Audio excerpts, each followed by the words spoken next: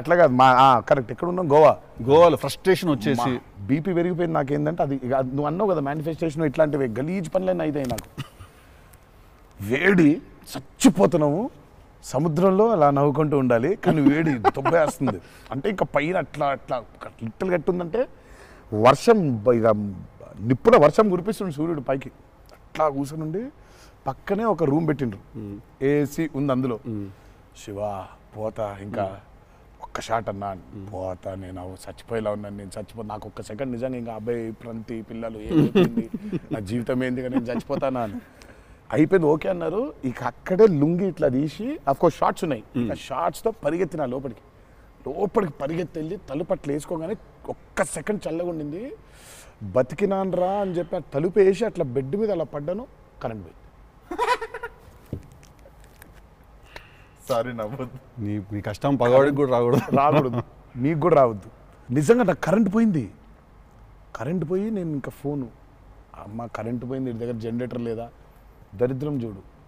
కరెక్ట్గా ఆ రోజే నిన్న ఆడు జనరేటర్ పాడైపోయింది.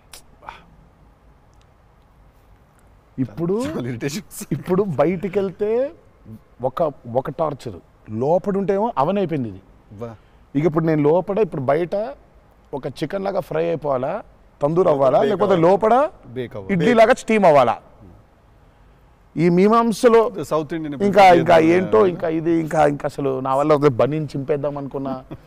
అసలు నాకేం అర్థమవట్లేదు ఎందుకు జరుగుతుంది ఇట్లా, ఎందుకు ఇలా జరుగుతుంది, అసలు నేనేం పాపం చేశాను.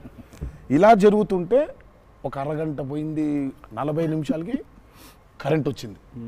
40 నిమిషాలకి కరెంట్ వచ్చింది, షార్ట్ రెడీ అన్నారు.